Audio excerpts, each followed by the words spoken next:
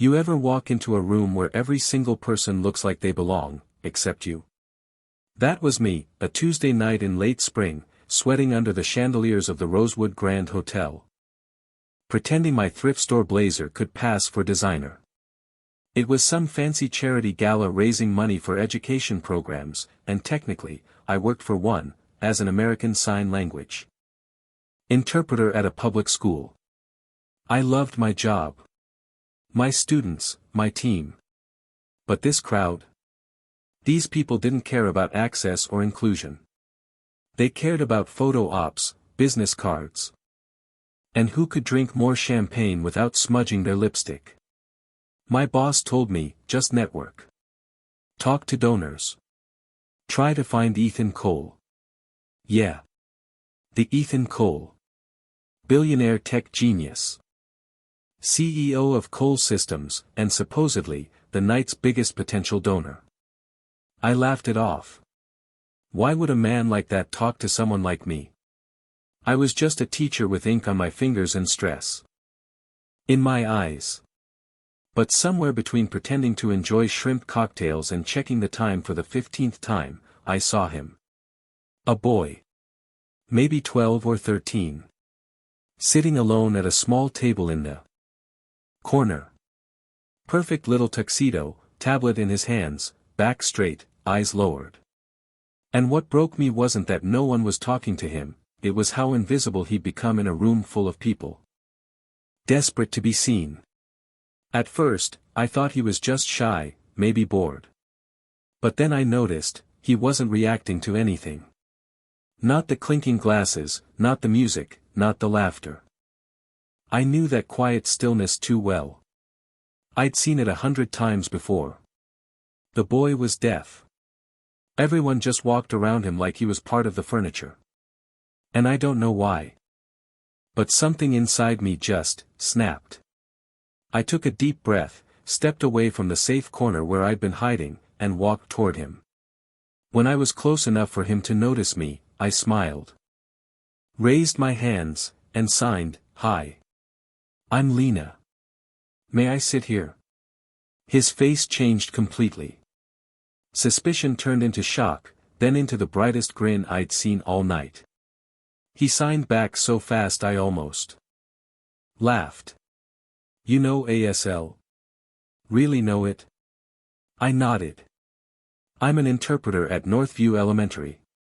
"I'm Dylan," he replied. And that's when it hit me, Cole. The name. The boy sitting alone was Ethan Cole's son. The billionaire's kid. The one every person in that ballroom was trying to impress, except not a single one of them had bothered to look his way. We started talking, or rather, signing, about his game project. He was designing this wild adventure game where characters used sign language to communicate. It's for deaf players, he signed proudly, so they don't feel like accessibility is an afterthought. The kid was brilliant. Sharp. Creative. And so full of heart. I was so lost in our conversation that I didn't notice the tall figure standing behind me until Dylan's eyes darted upward. I turned, and there he was, Ethan Cole himself. You ever see someone in real life and feel the air change? That was him. Tall, poised, the kind of confidence you can't fake. "You're signing with my son," he said. Not a question. A statement. I stood up quickly, offered my hand. "Lena Brooks. I'm an interpreter at Northview Elementary." He looked at my hand for a second before shaking it, firm, practiced. "Ethan Cole." He turned to Dylan, who started signing rapidly. To my surprise, Ethan's hands moved too, a bit stiff, but fluent enough. And for the first time that night, I saw something human in him. "Dylan says you're impressed with his game," he said finally. "I am," I replied. "He's incredibly talented." Something flickered in his eyes, pride. Guilt, something I couldn't quite read. "He's obsessed with coding," he said. I'm trying to get him to work on social skills instead. I don't know what made me so bold, but I said softly. Maybe the problem isn't that he can't socialize. Maybe the problem is that no one's trying to communicate in his language. The air went still. I just lectured a billionaire in the middle of a gala. But instead of getting angry, he just looked at me, really looked, and then nodded slowly. Would you join us for dinner? He asked. Next thing I knew, I was sitting at the head table beside him and Dylan, surrounded by senators, CEOs, and people wearing watches worth more than my car. People stared. Whispered. One woman leaned over, smiling like she'd swallowed something bitter. Oh. How nice, she purred. An educator among us. You must feel so inspired.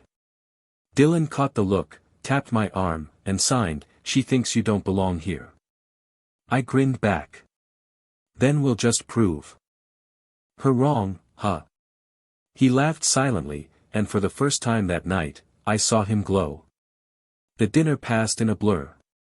Dylan told me about school, how his teachers never really signed well enough.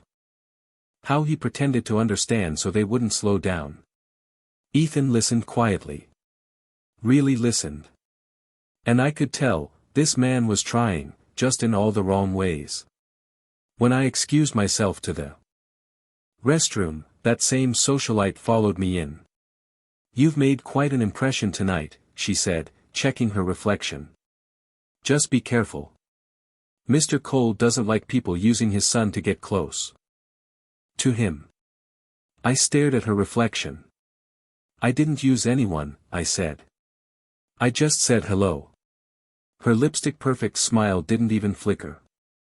Of course you did, she said, and walked out. That stung more than I expected. Because in her world, kindness was always a transaction. When I came back, Dylan looked up immediately. You okay? He signed. Yeah, I said. Some people just don't get it. He sighed. People talk around me all the time. Like I'm not here. I smiled sadly. But you are. You're right here. And you matter. Before the night ended, Ethan walked over and said quietly. Dylan would like you to visit our home next weekend. He wants to show you his project setup. I hesitated, but Dylan's hopeful smile made it impossible to refuse. All right, I said. I'd love to. The following Saturday, I drove up to the Cole estate, a sprawling glass mansion surrounded by acres of perfect gardens. Dylan was already outside waiting, bouncing with excitement. You came. He signed. Of course, I replied. Wouldn't miss it. He gave me a tour of his tech room, multiple monitors, VR gear, robotics parts everywhere. It looked more like a startup than a kid's bedroom. Dad says if I'm serious about game design, I need pro tools, he said proudly. Then he showed me his latest project, a game made for deaf players, built with visual cues and sign language mechanics. Most games forget about us, he signed. I want to make something where we're not the afterthought. My throat tightened. That's incredible, Dylan. Ethan joined us for lunch later. Jeans, no suit, no spotlight. Just a dad. We talked about education, about how hard it is for deaf kids to find belonging. Then Dylan signed something that froze both of us. Dad always wants me to speak out loud, he said. But I like signing better. It's who I am. Ethan exhaled. The world doesn't speak sign, Dylan. I just want you to have options. Maybe the world should learn. Dylan signed back. Silence. Just the wind against the windows. I looked at Ethan and said, maybe it's not how the world works yet. But that's how change begins. He looked at me like no one had spoken to him honestly in a long time. Later, as we walked through his garden, he said, after my wife died, and Dylan lost his hearing, I tried to control everything. Tutors, therapists, schools. I thought if I could build the perfect world around him, I could protect him. But all I did was isolate him. I said quietly, "You didn't need to build him a world, Ethan. You just needed to join his." He nodded, eyes distant. "We're developing a VR education platform for deaf students," he said finally. "We've hit a wall. We need someone who understands the culture, not just the language. Someone like you." I frowned. "So this was an interview?" He sighed. "No. Dylan invited you. But yes, I noticed what you bring." I looked out over the lake, sunlight shimmering on the water.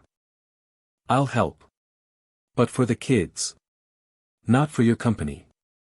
He smiled. "That's why I asked you." Suddenly, Dylan burst out onto the terrace, tablet in hand. "I got it," he signed. "A feature where deaf kids can talk to each other using sign avatars in VR." His energy filled the air like music. I laughed. "That's genius." He looked at me with those bright brown eyes and signed, "Then you'll help us?" I smiled. "Yeah, kid. I'll help." 6 months later, Dylan became a regular at our after-school program. For the first time, he had friends who signed, laughed, teased, and shared his world. His VR platform, refined with our feedback, launched in pilot schools across the country. The reviews were overwhelming. For once, deaf students weren't adapting to the world was adapting to them. And Ethan Cole? He started showing up at community events. Quietly. No press, no cameras. Just a man watching his son finally belong somewhere. That night at the gala, everyone wanted to meet the billionaire. No one saw the boy sitting alone. I didn't change the world. I just said hello. But maybe, that was enough to start something bigger. Because sometimes, the smallest gesture, one simple sign, can shatter the walls that money builds and pride maintains. So tell me, when you see someone sitting alone, someone different, someone the world walks past without seeing, do you keep walking, or do you reach out? Because sometimes, the kindest thing you can do, is see someone. And maybe, that's how we change everything. Call to action. If this story made you think differently about kindness, privilege, or inclusion, tell me in the comments. Do you think empathy can really break through walls of pride, or is that just wishful thinking?